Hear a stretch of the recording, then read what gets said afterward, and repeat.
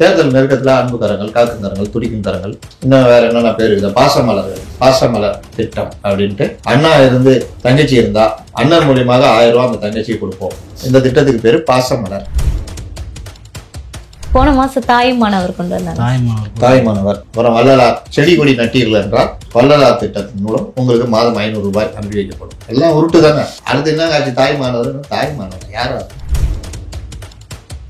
என்ன விஷயம்? அப்படி என்னதாங்க நடந்துச்சு? அதெல்லாம் முடியாதுங்க. தமிழகம் தலை குனியாதுங்க. ஏங்க குனியாதுங்க? ஏங்க ஒன்னும் சொல்லுங்க. ஏன் சொல்லுங்க சார்? தலை குனிய விட மாட்டோம். ஓ, விடவே மாட்டோம். அப்ப தலை குனிய விட மாட்டாங்க. இல்லங்க, என்ன நடந்துச்சுங்க? அப்படி தலை குனிய விட மாட்டோம்னா அப்புறம் தலை குனிய அளவுக்கு இல்லங்க, என்ன நடந்துச்சுன்னு சொல்லுங்க. அப்புறம் நம்ம அதனால இல்லைங்க, தலை குனிய விட மாட்டாங்க. ஐயோ, கொடுத்து போட சொன்னா போட்டேன். சும்மா அதுக்கு நோன்னு கேட்டு ஆந்த போய் கேட்போம். சார், வைகோ அவர்கள் வந்து அந்த பிறந்த நாள் விழாவை வந்து வைகோ வந்து பிறந்தநாள் விழா கொண்டாடுறப்போ அவருடைய பையன் பிறந்த நாளையா அண்ணா பிறந்த நாளே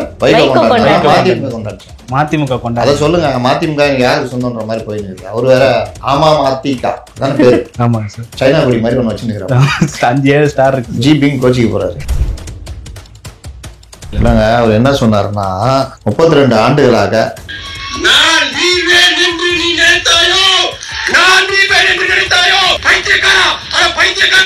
இவ்வளவு கோபமா ஆர்ப்பரிக்கிறவரை உதயசூரிய சின்னத்தில் போட்டியிட வைக்கிறது யார்? இதே மாதிரி கண்ணீர் விட்டு எல்லாம் பேசினாரு. ரொம்ப வைகோட ஒரு உணர்ச்சிப்படுறாரு. வைகோனா வைகோ ஸ்கொயரா இருக்காரு. 32 வருஷமா அந்த மாதிரி கட்சியை பண்ணியே அப்படின்னு அவங்க நைனாவை தான் சொல்றாரு.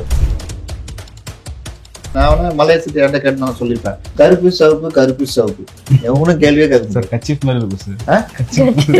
பாதி கொடி கட்சி இப்ப மட்டும் ஸ்கொயரா தான் இருக்குது. இங்க ஸ்டாரு, இங்க கருப்பு. இந்த முஸ்லீம் லீக் பாகிஸ்தான் முஸ்லீம் லீக் கட்சிக்கும் ஒரே ஒரு வித்தியாசம் தான் இருக்கும். ஒரு வெள்ளை கோடு ஒன்று, நிலா நட்சத்திரம் பச்சை கலரு, ஒரு வெள்ளை கோடு இருந்தா பாகிஸ்தான் கொடி. கோடை எடுத்துட்டா நம்ம ஒரு முஸ்லீம் லீக் கொடி. இங்க வந்து பாகிஸ்தான் ஆதரவா இருக்காண்டே, அது முஸ்லீம் லீக் கொடியா?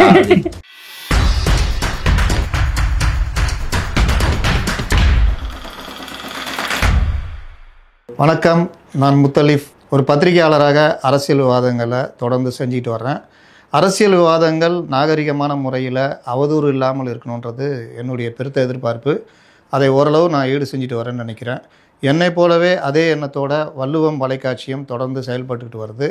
எங்களை போன்ற பலருடைய பேட்டிகள் எடுத்து ஒரு அவதூறு இல்லாமல் முறையாக ஒளிபரப்பி கொண்டிருக்கிறார்கள். அந்த வகையில் வள்ளுவம் வலைக்காட்சிக்கு உங்களுடைய ஆதரவை அளிக்கணும்னு கேட்டுக்கிறேன். அதற்கு முன்னாடி சப்ஸ்கிரைப் பண்ணணும்னு கேட்டுக்கிறேன். நன்றி. வள்ளுவம் நேயர்களுக்கு வணக்கம். அரசியல் பழகு நிகழ்ச்சிக்கு உங்களை வரவேற்பதில் மகிழ்ச்சி. நம்மோடு இணைந்திருக்கிறார் மூத்த பத்திரிகையாளர் முத்தலீஃப் அவர்கள். சார் வணக்கம். வணக்கம். வணக்கம். நல்லா இருக்கீங்களா சார்? நல்லா இருக்கேன் சார். அன்புக்கரங்கள்ன்ற திட்டம் நேற்று தினத்தில் ஸ்டாலின் அவர்கள் தொடங்கி வச்சிருக்காரு சார். அதாவது பெற்றோர்கள் இல்லாத குழந்தைகளுக்கு மாதம் 2000 ரூபாய் வந்து பணம் தரப்போறோம் அப்படின்னு சொல்லிட்டு அன்புக்கரங்கள் திட்டம். தேர்தலுக்கு இன்னும் 6 மாத காலங்கள் இருக்கிற நிலையில இந்த மாதிரி திட்டத்தை தொடங்கி வச்சிருக்காரு. எப்படி பாக்குறீங்க? தேர்தல் 2 மாசம் இருக்கிற நிலைமையில துடிக்கும் கரங்கள்னு ஒன்று தொடங்குவார். இளைஞர்களுக்காக துடிக்கும் கரங்கள் அப்படின்னு. இன்னும் 10-15 சினிமா பேர்லாம் எடுப்பா. காக்கும் கரங்கள் அப்படின்ட்டு வறிய நிலையில் இருக்கிற வேற யாரையாவது அதுக்கும் ஒரு வியாக்கணம் கொடுப்பாங்க. நாங்கள் வந்து இதெல்லாம் பண்ணுறோன்னா வாக்குக்காகவா? நல்லது செய்யணுன்றதான் கொடுக்குறோங்க. அப்பயே வசத்துலேருந்து கொடுக்குறேன்னு யாரும் கேட்க மாட்டாங்க. எல்லாமே இப்போ தான் இவங்களுக்கு திடீர்னு ஞாபகம் வருது, ஐயோ அப்படின்னு. சரி, ரைட்டு, இதெல்லாம் பண்ணுறீங்க. அந்த தேர்தல் அறிக்கைகளை வாக்குறுதிகள் சொன்னீங்களா, அதெல்லாம் நிறைவேற்றினீங்களான்னு கேட்டால் 99% பண்ணிட்டோம் அப்படின்னு நேற்று மறுபடியும் ஒரு இதை சொல்கிறாங்க. அப்படி சொல்கிற ஒரு அன்புமணி ராமதாஸ் வச்ச குற்றச்சாட்டை மறுக்கணும்ல, ஏன் மறுக்க மாட்டேங்கிறாரு? அப்போ இவர்கள் வந்து ஒவ்வொரு தடவை ஒவ்வொன்று உருட்டுறது. சரி, தங்கம் தென்னரசு என்ன சொன்னார்? 60% தேர்தல் வாக்குறுதிகளை நாங்கள் வந்து பரிசீலனையில் இருக்கிறது, அதற்கான ஜீவோ போட்டிருக்கோம். இந்த ஜீவோ போடுற கதைலாம் தெரியும்ல, எவ்வளோ விஷயங்கள். ஆணவ கூட ஜீவோ போட்டாங்க. அப்புறம் அந்த சிறுபான்மை மக்கள் சிறை விடுதலை அந்த இது இருக்குல்ல, அந்த இஸ்லாமிய சிறை, அதுக்கு ஒரு டக்குனு ஜீவோ போட்டாங்க. கமிஷன் போட்டாங்க. இதெல்லாம் கமிஷன் போடுறது, ஜீவோ போடுறதுலாம் தூக்கி குப்பத்தொட்டில் போடுறது தான். நடைமுறையில் வருதா, நடைமுறைப்படுத்துறீங்களா, அதுதான் மேட்ரு. நேற்று வந்து என்ன கரங்கள், அன்பு கரங்கள். எனக்கு வேறு இந்த பல படங்கள் வந்துச்சா, காக்கும் கரங்கள், துடிக்கும் கரங்கள், அதுன்னா அதனால குழம்பிடுது. சரி, அன்பு கரங்கள் பண்ணீங்களா? தொட்டில் விழுந்த திட்டம் இருக்கா? இருக்கா? செயல்பாட்டில் இல்லை. தொட்டி வச்சாதானே யாராவது கொண்டு குழந்தை போடுவாங்க. அப்போ அந்த மாதிரி. சரி, இன்னும் ஜெயலலிதா கொண்டு வந்த எவ்வளோ விஷயங்கள். இப்போ அன்பு கரங்கள்ன்றீங்க. அன்பு கரங்களில் ஒன்று தான் அம்மா உணவகம், ஏழை எளியவர்களுக்கு உணவு கொடுக்கறது. இன்னைக்கு அது உயிரோடு இருக்கா? இருக்குது, அப்படியே ஊசலாடிக்கிட்டு இருக்குது. போனால் இட்லி கேட்குறான், எத்தனை இட்லிப்பா? 5 இட்லி வச்சிடுறாங்க, தட்டை நீத்தினே இருக்கிறான். என்ன அதான் இட்லி தானே கேட்டேன்? ஆமாம், அதான் வச்சிட்டேன் 5 இட்லி. தொட்டுக்க, தட்டையே தொட்டுக்கோ, இல்லை ஒன்றே தொட்டுக்கோ. சாம்பார் சட்னிலாம் கொடுப்பீங்களே, இன்னும் எந்த காலத்தில் ஆகுற நீ?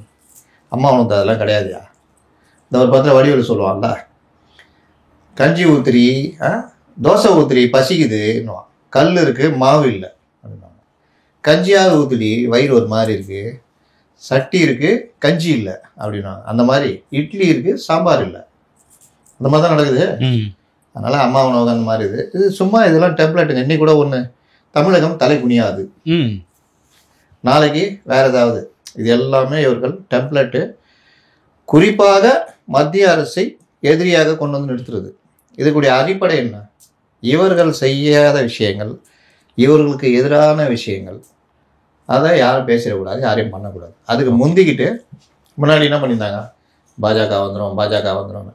வந்தா என்னையா கரண்ட் பில்லு நீ ஏற்றுனது குறையா அப்படின்னா, நீட்டு நீட்டு நீட்டு, நீட்டு வரட்டையா, இருக்கட்டும், நீட்டு தான் இருக்குதா, நீ தான் ஒன்றும் பண்ணலையே, இதை கரண்ட் பில்லு குறையா அப்படின்னா அதை பற்றி பேச மாட்டாங்க. இவங்க பண்ணுற இந்த ஆன்டி இன்கம்பன்சி இருக்குல்ல, அரசுக்கு எதிரான மக்களுடைய கோபம், அதை எப்படி தசை திருப்புறது?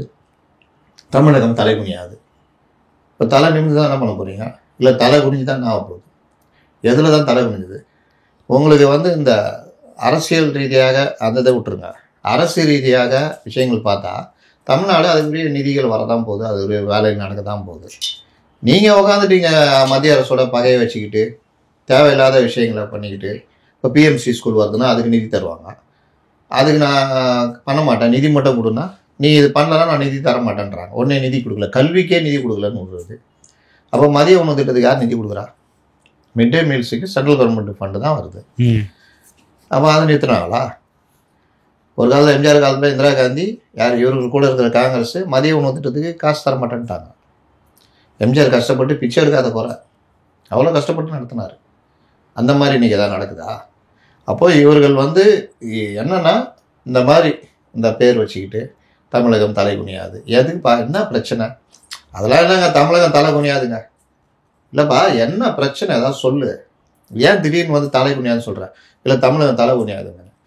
இந்த கல்யாணத்தை முடிஞ்சோடனே மாப்பிள்ளை மறுவீடு போவார்ல தீபாவளிக்கு, நான் இதுதான், நான் யாருக்கும் தலை வணங்க மாட்டேன்.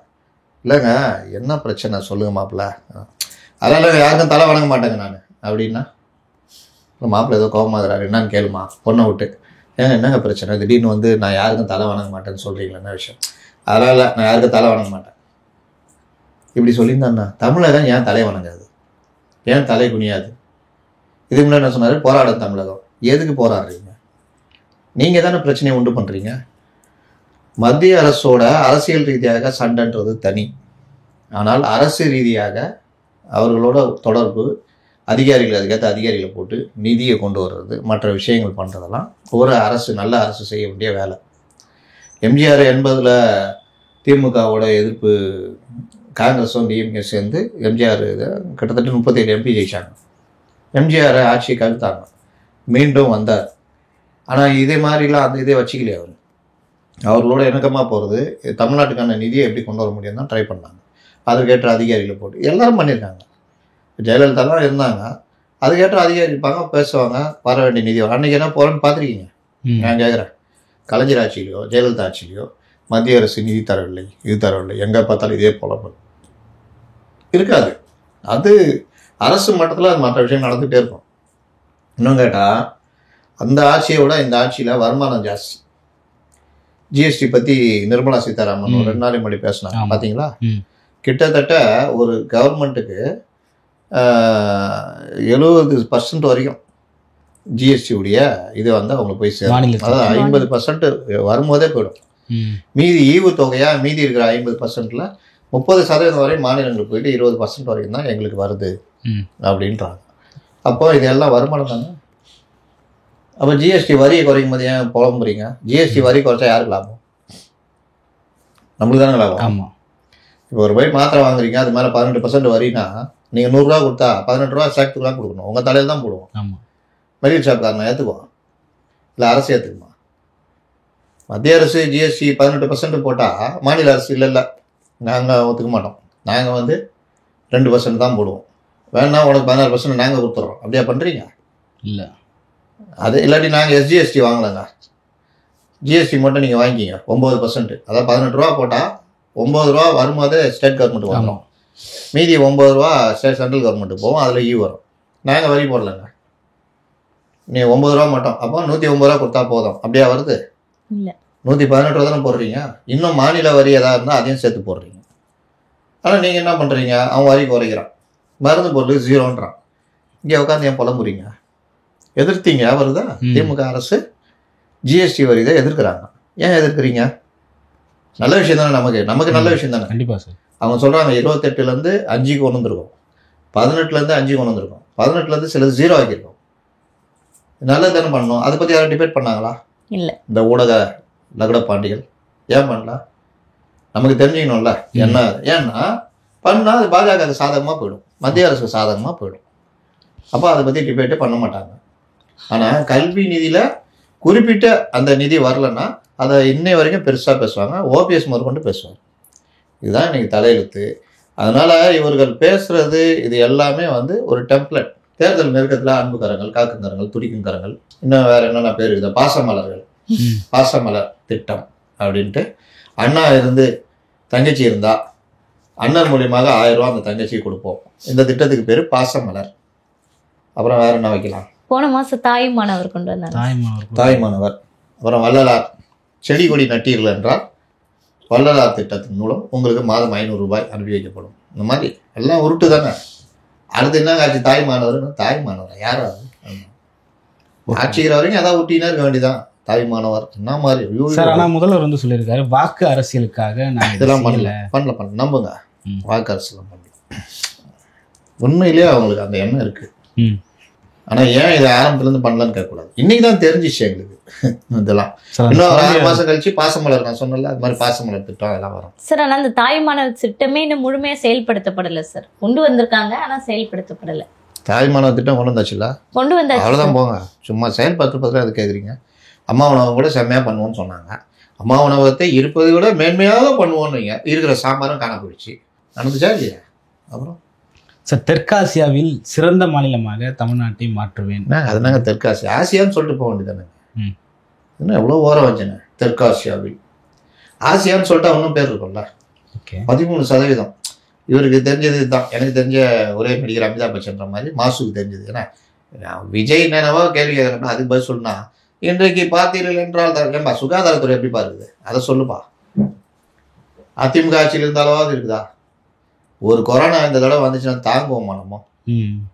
உண்மையிலே கொரோனா நம்மளுக்கு நம்மளை பாதுகாக்கு. இந்த கவர்மெண்ட்ல வந்துருந்தா என்ன ஆகுமோ தெரியாது. லாக்டவுனு பார்த்ததெல்லாம். அதனால உங்களுடைய சுகாதாரத்துறை எப்படி இருக்குது அதை சொல்லுங்கன்னா, பொருளாதார மேதை ஆகிட்டார் திடீர்னு. தெற்காசியாவிலேயே 13% எந்த காலத்திலும் இல்லை, கலைஞர் காலத்திலே இல்லை. அதுன்னு இதுக்குள்ளெல்லாம் போனால் பொருளாதார நிபுணர்ல கேட்டால் 1000 கதை சொல்லலாம். இது உத்தேசம், இப்படி வரும் அப்படின்னு ஒரு உத்தேசம். அது இப்போவே வந்த மாதிரி உருட்டுறது. ஓகே, இதுதான் விஷயம் சார். ஆனால் இந்த திட்டங்கள் எல்லாமே வந்து தேர்தலுக்கு அவங்களுக்கு கை கொடுக்கும்னு திமுக தொடர்ந்து நம்புறாங்களே சார். அதான் பிரச்சனை. எல்லா அரசுமே அப்படிதான் கவுளும் போது நம்புவாங்க பல விஷயங்களை. நம்ம இன்னும் நல்லா பண்ணிட்டு இருக்கோம். சிஎம் போய் கேளுங்க. ஆட்சியை விட இவங்களே சொல்லிக்கிறாங்கல்ல, இந்தியாவிலே சிறந்த முதல்வர் முத்துசாமி சொன்னார்னு நினைக்கிறேன். இந்தியாவிலே சிறந்த முதல்வர். ஆனால் அவன் எடுக்கிற பட்டியலில் 10 இடத்துல கூட இல்லை. ஆரம்பத்தில் இந்த பெய்டெலாம் பண்ணி இது பண்ணாங்க. இதோட பெய்டு பண்ணல போல. 10 இடம் எடுத்தா இவர் இல்லை. வந்த பஞ்சாப் முதல்வர் கூட 10வது இடத்துல இருக்கிறாப்புல. இவர் அதுலேயுமே இல்லை. அதனால இவர் வந்து சொல்ற இந்த விஷயங்கள் இது எல்லாமே என்னன்னா, இவங்க நம்புறது நம்ம சிறப்பாக இருக்கிறோம், வேற லெவலு, எல்லாம் முடிச்சிட்டோம். சென்னையில் சொன்னாங்கல்ல 4000 கோடி ரூபா சென்னையுடைய எல்லாம் முடிச்சிட்டோம், எல்லா பணிகளும் முடிச்சிட்டோம். 95% பணிகள். இப்போ 95 முடிச்சாலும் இப்படி தான் இருக்குமா? ஓகே, அப்போ நீங்கள் 250% பண்ணணும். அப்படி தானே இருக்கு. ரோடு இத்தனை வருஷம் போட்டாங்களாங்க, நான் பார்க்கலங்க. இப்போ உட்காந்து அங்கங்கே ரோடு போட்டுன்னு இருக்காங்க. கடைசி சாகர சமயத்தில் சங்கராங்குவாங்க. அதை வாழும்போதெல்லாம் எல்லாம் அயோக்கியத்தனம் பண்ணுவான், பாவம் பண்ணுவான், எல்லாம் பண்ணுவான்.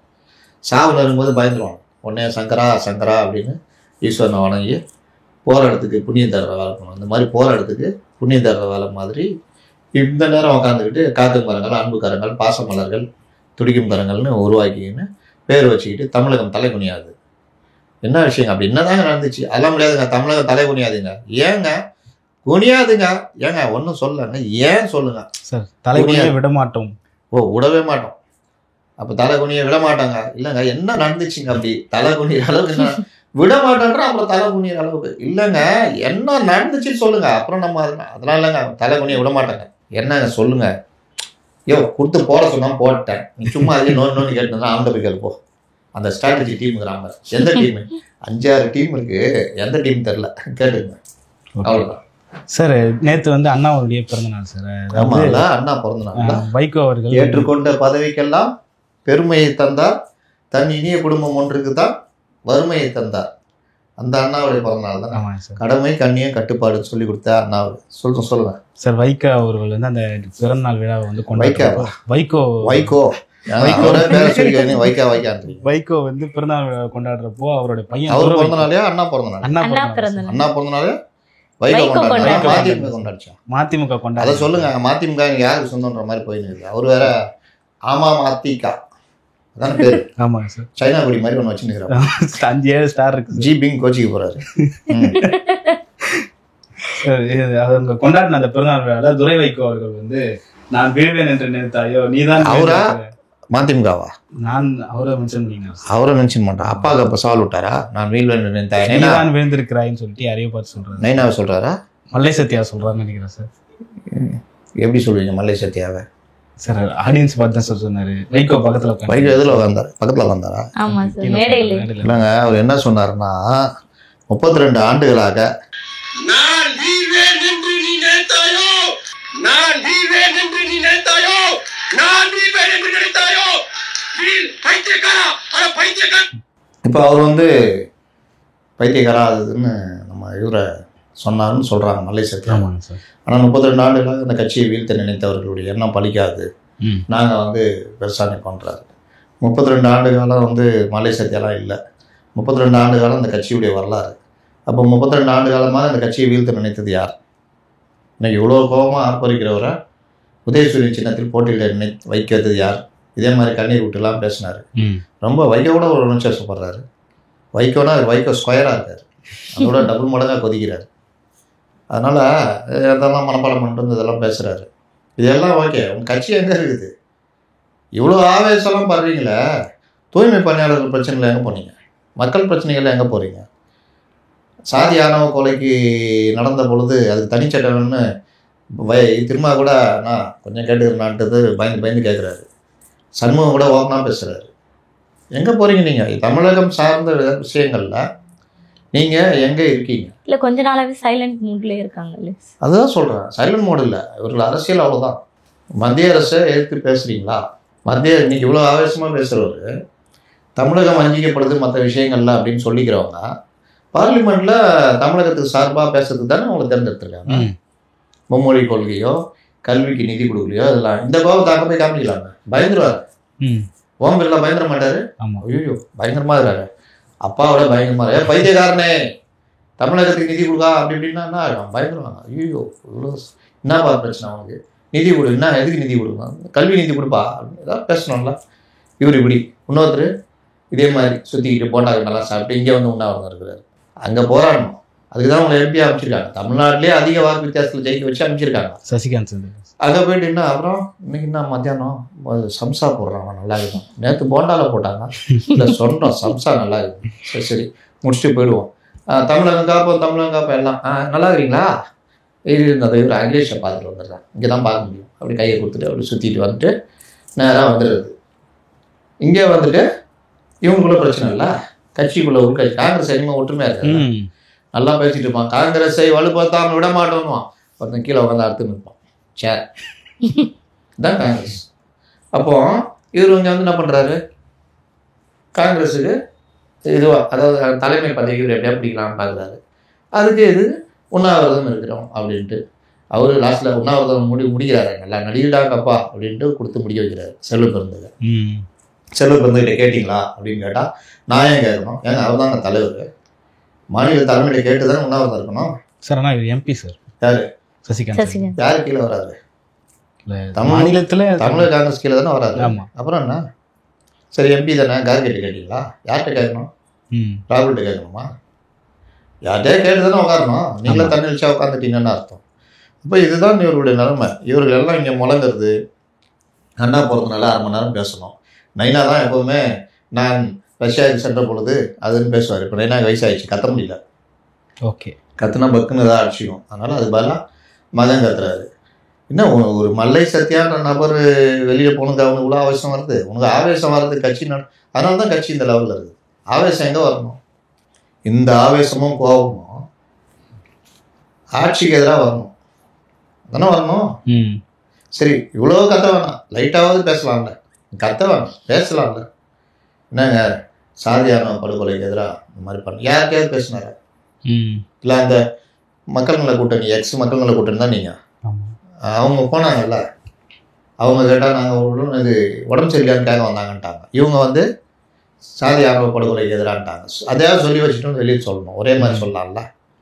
அதுக்காக கூட போனீங்களா? இல்லை எதுக்காவது, இல்லை இந்த மாநில அரசுக்கு எதிராக ஏதாவது, இல்லை மத்திய அரசுக்கு எதிராக எங்கேயாவது துறை வைக்க பேசி பார்த்துருக்கீங்களா? இல்லை. இவர் அங்கே போகிறார். இப்போ ஓட்டு போட்டாங்கல்ல துணை ஜனாதிபதி தேர்தல், அதுலேயே திமுக ஓட்டு 8-10 என்னமோ விழுந்துக்குதுன்னாங்க. யார் யார் போட்டாங்கன்னு வரலாம், ஒரு வேளை வந்தால் வரலாம். அப்போ யார் போட்டிருக்கா? இவர் மாற்றி போட்டாங்க, தெரியாமல் மாற்றி போட்டாங்க. அவங்கள தான் நம்ம தேர்ந்தெடுத்துருக்கோம் எம்பியா. ஒரு ஓட்டு கூட போட தெரியாதவங்க தான் நம்ம எம்பியா தேர்ந்தெடுத்துருக்கோம். இதில் 15 ஓட்டு கள்ள ஓட்டு வேறு. ஏனி சின்னதுக்கு ஒரு குத்து, அதுக்கு ஒரு குத்துன்னு. அதனால் இது என்னன்னா, இவர்கள் அவருடைய ஆவேசம் இதெல்லாம் சரியான திசையில் மக்களுக்கான ஆவேசமாக இருந்தால் அதற்கு மதிப்பு இருக்கும், கட்சி வளரும். ஓகே, நீ மல்லை செய்தியாளர் போய் சண்டை போட்டுருந்தேன்னா பைத்தியகாரா பைத்தியகாரான்னா இதெல்லாம் உள்ளே கூட யாரும் திட்ட மாட்டாங்க. நீ மேலே போட்டு திட்டுறீங்க. இப்போ இவங்க ஃபேமிலியெலாம் கூட்டு உட்கார வச்சுருக்கிறாங்க, என்னன்னு தெரில. ஓகே சார், அதாவது ஒரு காலத்தில் ஆட்சி பிடிப்போம் என்று சொன்ன கட்சி இன்னைக்கு வந்து அங்கீகாரம் பெறுவோம் அப்படின்னு சொல்லிட்டு பேசுகிறாங்க சார். பல கட்சி இருக்குங்க, நீ எந்த கட்சின்னு சொல்லுங்கள். தேமுதிக சார், விசிகா கூட சொன்னாங்க சிறுத்தைகள் ஆண்டு சார். மதிமுக சார், இப்போ துரை வைக்கோ இவருக்கு இப்போ இதாகிடுச்சு. ஏதாவது ஒன்றுல வாங்க, ஒரு முடிவு வாங்க, அப்புறம் கேள்வி கேளுங்க. Okay sir. மதிமுகவா, விசிகாவா, பாமகவா, தேமுதிகவா? ஏன்னா 4 பேருமே ஆட்சி இப்படி போனாங்க. 4 பேருமே இப்போ அங்கீகாரத்துக்காக துடிக்கிறாங்க. யாரை சொல்றீங்க? மதிமுக சார். மதிமுக என்னாச்சு? மதிமுக இப்போ துரை வைக்கோ சொன்னது சார், இந்த மாதிரி அங்கீகாரம் பெற முயற்சி செய்வோம். ஆமா ஆமா, நான் இப்போ அதான் நான் சொன்னேன். நீங்க கேள்வி கேட்கறதுக்கு முன்னாடி என்ன சொல்லி முடிச்சேன்? உங்களுடைய கோபமும் ஆவேசமும் மக்களுக்கான இதுவாக இருந்தால் உங்களுக்கு அங்கீகாரம் கிடைக்கும், பலம் கிடைக்கும். அந்த அங்கீகாரம் பலமும் வாக்குகளாக மாறும் பொழுது நீங்கள் அடுத்த கட்டத்துக்கு போவீங்க. 32 வருஷமா அந்த மாதிரி கட்சியை பண்ணியே அப்படின்னு அவங்க நைனாவை தான் சொல்றாரு. ஏன்னா நைனா எப்பெல்லாம் நல்லா வரும் நினைக்கிறா அப்பெல்லாம் காலை பிடிச்சி அவரே வாரிக்குவார் சார். ஆனா அவரும் தலையாட்டுறாரு சார். ஆமா, அவருக்கு தெரியுது. அன்னைக்கே 96ல் மூப்பனார் வந்தாரு, அவர் கூட கூட்டணி வச்சிருந்தா இன்னைக்கு நம்ம தான் ஆட்சி பிடிச்சிருக்கலாம். நம்ம திமிர் எடுத்து போய் கலைஞர்கிட்ட தள்ளி விட்டோம், கப்புன்னு பிடிச்சினார் அவரு. அதெல்லாம் நடந்தது 96ல். இவருக்கு அவ்வளோ செலவாக இருந்தது. இன்னைக்குன்னா விஜய்னு உருட்டுறாங்களா? இவர் கட்சி பிரிஞ்சப்போ ஒரு ஊர்வலம் நடத்தின, அப்பெல்லாம் மவுண்ட் ரோட்ல ஊர்வலம் நடத்த அனுமதி உண்டு. ஊர்வலத்துடைய வால் பகுதி அறிவாலயத்தில் இருக்கு, தலைப்பகுதி சீர்நேரங்க. அப்போ பீச்சிலையும் கூட்டம் நடத்தலாம். சீர்நேரங்கன்னு ஒரு அரங்கம் தான் அங்கே மேலே போட்டு நடத்துவாங்க, அங்கே இருக்கு. அப்போ எவ்வளோ பெரிய கூட்டம் பாருங்க, லட்சக்கணக்கானவர் திரண்டதுன்னா அதுதான். அந்த மாதிரி இன்னைக்கு விஜய் நினைச்சா கூட இப்போ தட்ட முடியாது. வைகோக்கு நம்புங்க. ஏன்னா இப்போ எப்போ பிறந்தீங்க நீங்க? 2000 2K கிட்ஸ். இது 93ல் நடந்தது. அதனால 93ல் இந்த இது வந்து அரண்டு போயிட்டாங்க. நைட்டு 11 மணிக்கு, அப்பெல்லாம் 10 மணிக்கு மேலே நடத்தலாம். நம்ம நாஞ்சில் சம்பத், இன்னோவா சம்பத் என்று அழைக்கப்படுகின்ற நாஞ்சில் சம்பத் அன்னைக்கு தான் வெளியிலே தெரிகிறாரு. அது முன்னாடியே பேச்சாளர் தெரியும், கட்சிக்காரங்களாம் தெரியும். திமுகவில் இருந்து மதிமுகவில் வந்து அவர் பேசுறாரு. கிட்டத்தட்ட 2-3 மணி நேரம் பேசுறாரு. நல்லா பேசுவார், நகைச்சுவா பேசுவார். அப்போ அவர் கொள்கையோடு இருந்தனால இன்னும் நல்லா இருந்தது. அவர் வைகோ வந்து சேர்ற வரைக்கும் இவர் பேசிக்கிட்டே இருக்காரு. வைகோ வந்து மைக் பிடிக்கும் போது 3 மணி 4 மணி இருக்கும், விடிய பேசினாங்க. அந்த எழுச்சி எப்படி இருந்தது? திமுக பயந்து போச்சு. அப்படிப்பட்ட வைகோவுக்கு ராமதாஸும் வராரு, இவர் காங்கிரஸ்ல இருந்து உடைச்சிக்கிட்டு மூப்பனாரும் வராரு. யாரையுமே இவர் சரியா ஹேண்டில் பண்ணல. எதிர சிபிஎம் கூட தோத்தி விட்டுருப்பாரு. சுர்ஜித் இருந்ததுனால பெரியப்பா அப்படின்ட்டு கம்யூனிட்டாப்ல. அப்போ சரியா ஹேண்டில் பண்ணதுனால கலைஞர் பார்த்தாரு. கலைஞருக்கு என்ன பிரச்சனை? ஒன்றும் இல்லை, கட்சி உடைஞ்சு போச்சு, இன்னொரு பக்கம் பார்த்தா ஜெயலலிதா அதிமுக வலுவான கூட்டணி ஆட்சியில் இருக்காங்க, எப்படியும் ஜெயிச்சிருவாங்க அப்படின்ற ஒரு கலக்கத்தில் இருக்காரு. என்னடா இது அப்படின்னு. அந்த நேரத்தில் இவர் மூப்பனாரை தட்டி விட்டோன்னா மூப்பனார் இங்கே வந்தோன்னே மூப்பனார் டப்புன்னு பிடிச்சி போட்டுக்கினாரு. என்ன வேணும் உங்களுக்கு, இவ்வளோ சீட்டு வேணும் வச்சுக்கிங்க. ஷோவை பிடிச்சிக்கினாரு. ஷோவுக்கு ஜெயலலிதா மேலே கோபம் இருந்தது. அப்புறம் அவங்க ஃப்ரெண்டுக்கிறாரு, அவரை கூப்பிட்டு வாங்கினோன்னா அவரை நடக்க விட்டாங்கல்ல, தெருமொழியில காரை நிறுத்திட்டு நடக்க விட்டாங்கல்ல, அவருக்கு அந்த கோபம். அது இந்த பாட்சா படம் விஷயம் தான். அவரையும் கூப்பிட்டு வந்தோன்னா அவரும் வந்து நான் எதுவும் பண்ண மாட்டேன், வாய்ஸ் மட்டும் கொடுப்பேன். அது போதும் தலைவர், நாங்கள் மற்றது நாங்கள் பார்த்துக்குறோம். முடிஞ்சிச்சு. லாஸ்ட்டில் ஒன்றும் இல்லாமல் போனீங்களா? அன்னைக்கு ஒழுங்கான முடிவு எடுத்திருந்தா சரி. அதற்கு பிறகு திமுகவோட கூட்டணி வச்சு திமுக ஆட்சி பிடிக்கிற ஒரு கண்டிஷன் வரும்போது திடீர்னு காலை வாரிட்டு ஏடிஎம்கே போனீங்க. ஓகே, இவர் பண்ண கூத்துக்கள்லாம் அன்னைக்கு ஏன் திட்டுறாப்புல? அவர் யாரையும் திட்டல, நைனாவை தான் திட்டுறாப்புல மனசுல வச்சுக்கிட்டு. நைனாவை தான் தெரியும். அதற்கு பிறகு 2011 எலெக்ஷன்ல உங்களை ஜெயலலிதா நல்ல மதிப்புமிக்க இடத்துல வச்சாங்க. அன்னைக்கு எத்தனை பேர் நின்னாலும் அத்தனை பேரும் ஜெயிக்கக்கூடிய நிலைமை, வலுவான கூட்டணி அமையுது. தேமுதிக, சிபிஎம் எல்லாரும் ஒரு அணியில் இருக்காங்க. திமுக கடுமையான தோல்வியை சந்திக்கக்கூடியதுன்னு எல்லாரும் ஊருக்கே தெரியுது. உங்கள கூட்டணி பேசுகிறாங்க, 12 சீட்டு தரேன்றாங்க. உங்கள் தகுதிக்கு அது பெரிய விஷயம். 15 கேட்குறீங்க. பேச்சுவார்த்தை போகுது. நடுராத்திரி வரைக்கும் சுற்றினுக்கிறாங்க. இங்கே இவர் போட்டதை போட்டு தண்ணி குச்சி பேசினுக்கிறாரு எங்கள் தாயகத்தில். நாங்கள் தாயகத்துக்கும் போயஸ் கார்டனுக்கும் மாறி மாறி போயின்னுக்கிறோம். அங்கே ரெடியாக உட்காந்துக்கிறாங்க. யார்? இந்த பேச்சுவார்த்தை குழு தலைவர்கள். பேசி முடிச்சுட்டு எல்லாம் வந்து ஓகேன்னா டக்குன்னு இதுபடி ஜெயலலிதா கூட்டு போடுவாங்க. அவங்க வந்து கையெழுத்து ஃபைனல்ஸ் போட்டு மாற்றிக்குவாங்க. போட்டோக்கு வரோம். ஒரு விடிய நடத்தினுக்கிறாரு. அங்கே தூங்காமல் உட்காந்துக்கிறாங்க. பத்திரிகையாளர்களும் தூங்காமல் சுற்றினுக்கிறாங்க. அப்புறம் நான் எடுத்து போய் வந்துட்டேன் வீட்டுக்கு. 2 மணி இருக்கும். வந்து பார்த்துட்டேன், வைத்தோடா அப்படின்னு. அப்போ தான் வைகோவை பற்றி நமக்கு தெரிஞ்சுது. காலையில் அப்படியே ஒரு 5 மணி முழிப்பு வந்தது. சரி, என்னதான் நடந்தது? அப்போல்லாம் வாட்ஸ்அப்லாம் அந்த அளவுக்கு ஓரளவுக்கு இருந்தது. வாட்ஸ்அப்பில் இந்த மாதிரி விஷயங்கள் வரதை விட மெயில் இந்த மாதிரி சரின்ட்டு என்னுடைய மெயிலை ஓப்பன் பண்ணி மதிமுக ஏதான்னு பார்த்தா தேர்தல் புறக்கணிப்பு அப்படின்னு வருது. அட கொய்யால, 2 சீட்டு கூட தரலன்றதுக்காக எவனாவது தேர்தலை புறக்கணிப்பானா? அட்லீஸ்ட் திமுக கூட போகிறோன்னு போயிருக்கலாம், இல்லை தனியாக நிற்கிறோன்னு இருக்கலாம். அட்லீஸ்ட்டு சரி 12 திமுக வீழ்த்தப்பட வேண்டும் அந்த ஒரே லட்சியத்திற்காக 2 தொகுதிகள் குறைந்தாலும் பரவாயில்லை. மார்க்ஸ் என்ன சொன்னார், லெனின் என்ன சொன்னார், 11 சீட்ல நிக்க சொன்னார், நின்றுக்க வேண்டியதானே. மார்க்ஸ் லெனின் இவரும் கூப்பிடுவாரு, இல்ல வேற சில பேர்லாம் கூப்பிடுவாரு. நார்வேயில் அந்த கலைஞர் அவர் என்ன சொன்னார், பாப்புலர் நெருடா என்ன சொன்னார் அப்படின்னுவாரு. பாப்புலர் நெருடா யார் பக்கத்துல இருக்கா கம்யூனரா கேட்போம். பாப்புலர் நெருடா என்ன சொன்னார், 11 தொகுதி கொடுத்தாலும் போதும் என்று சொன்னார். ஒரே லட்சியம் அண்ணா அன்றே சொன்னார். என்ன சொன்னாரு? சொன்னார் அப்படின்ட்டு 11 தொகுதி கேட்டு போயிட்டு நின்றுக்கலாம்ல, 11 ஜெயிச்சிருக்கலாம்ல. தேர்தல் புறக்கணிப்புன்னு யாரா முடிவு எடுப்பாங்களா சொல்லுங்க? ஒருத்தன் கட்சி எதுக்கு நடத்துறான்? ஜெயிக்கிறதுக்கு. அதுக்காக தாவேக எது நடத்துறான்னு கேட்கறேன். அப்போ ஜெயிக்கிறதுக்கு கட்சி, ஜெயிக்கிறதுன்றத விட சட்டமன்ற உறுப்பினர், எம்பி, எம்எல்ஏ, இந்த கவுன்சிலர் இப்படிலாம் வந்தா ஏதோ பார்த்துக்கிறது, கான்ட்ராக்ட் ஏதாவது ஒண்ணு. நீ 5 வருஷமா காஞ்சி போய் கிடக்குறீங்க. 2006 இருந்து 2011 வரைக்கும். அப்போ 2011 நல்ல வாய்ப்பு, ஜெயலலிதாவே உங்களுக்கு சகோதரராக ஏற்றுக்கிட்டு பண்றாங்க. 11 பேர் நிக்கிறதுனா 11 பேர் சந்தோஷப்படுவாங்கல்ல, அப்பா தலை எப்பயாவது ஏதோ பேசி வாங்கி தருது. இவரை ஒரு தொகுதி நின்றுக்கலாம், இல்லையா இவர் வந்து பார்லிமெண்ட் தான் முழங்குவாருன்னா அங்கே போய்க்கலாம். அந்த வாய்ப்பை கெடுத்தீங்களா? யார் கெடுத்தா? ஜெயலலிதா ரெடியாக தானே இருந்தாங்க. எவனா தேர்தலை புறக்கணிப்பானா? இப்ப சொல்லுங்க. 32 ஆண்டுகளாக பண்ணிய அடுத்த வார்த்தையெல்லாம் நம்ம சொல்ல வேணாம், நம்ம அந்த மாதிரி விஷயம் இல்லை. அவர் மேடையில் உபயோகிக்கப்படாத வார்த்தையெல்லாம் உபயோகிக்கிறாரு. நைனாவை தானே திட்டுறாரு. கட்சி இந்த லெவல் யாருங்க கொண்டு வந்தது? எங்க இருந்தீங்க நீங்க? நான் சொன்னேன்ல, அவ்வளோ பெரிய எழுச்சி. இப்போ அதனாலதான் சொல்றேன், கூட்டம்லாம் ஓட்டா மாறாது. 93 அவ்வளோ பெரிய எழுச்சி பேர் நடத்துனீங்க, எல்லாம் பண்ணீங்க. ஆனா 96 நீங்க எடுத்த தப்பான முடிவுல ஒன்றும் இல்லாமல் போனீங்க. எப்பவுமே நீங்க எண்டில் வரவன் தான் ஜெயிப்பான். ஜெயலலிதா, கருணாநிதி, நீங்க நடுவில் மாட்டிக்கிட்டீங்க. என்ன வாக்குகள் வாங்கினாலும் நீங்க பெருசா பண்ண முடியாது. என்ன தப்பான முடிவு எடுக்கிறீங்க. ஜெயலலிதா எதிர்ப்பு உள்ளவரோட சேர்ந்து பண்ணீங்கன்னா அது பெரிய இது. அதுக்குன்னு படம் காமிக்கணும். கலைஞர் காட்டினாரு அந்த படத்தை. நண்பர் ரஜினிகாந்தே சொல்லிட்டாரு, ரஜினிகாந்த் யாரு அப்படி இப்படின்னாரு. அப்போ ரஜினி ரசிகர்கள் அவன் இப்போ இருக்கிற மாதிரி விஜய் பிடிச்சி போட்ட மாதிரி அன்னைக்கு ரஜினியை பிடிச்சி போட்டது. நல்லா போச்சா இல்லையா? அப்போ யார் மாத்தின்னு கவுத்தது? இப்போ சொல்லுங்க. ஓகே, கலைஞரா, ஜெயலலிதாவா, வைகோவா? டிக் பண்ணுங்க. தெரியுது இல்ல, அவரு தான். அதுக்கு பிறகும் பல முடிவு எடுத்தாரு. திமுக அவர் சேர்ந்ததே தப்பு இல்லை. சரி, இப்போ ரொம்ப சைலண்ட் மோட்ல இருக்கிறதும் திரும்ப ஏதாவது நம்ம ஏடிஎம்கே கூட கூட்டணி போயிடலாமா அப்படின்ற மாதிரி வைகோ மனநிலை இருக்காதா? வைகோ பேச விட மாட்டேன். பைத்தியக்காரா அப்படின்னு ஒன்றும், ஐயோ எப்பா நான் எதுக்கு பேசணும், நீ ஏன் பேசிக்கிடாம அவனே நைனா சும்மாவே இருக்கிறான்டா அப்படிதான் இருக்காப்புல. முடிவு எடுக்கிறதெல்லாம் நம்ம இது துரை வைகோ தான். அதனால அதிமுக ரெண்டிய கூட்டணி கூட போகலாம். ஏங்க நீங்க இப்ப பாக்குறதெல்லாம் பார்வை அல்ல, ஜனவரிக்கு மேல பாக்குறது தான் அரசியல். இப்ப உருட்டுறதெல்லாம் உருட்டு அல்ல, ஜனவரிக்கு மேல உருட்டுறதான் உருட்டு. அன்னைக்கு பாருங்க ஒவ்வொருத்தரும் இப்போ ஆரம்பிச்சிட்டாங்க. காங்கிரஸ் கூடுதல் தொகுதிகளை கேட்போம், ஆட்சியில் பங்கு கேட்போம் சொல்றவர் யாரு? ராஜேஷ்குமார், சட்டமன்ற கட்சி தலைவர் சொல்றாரா?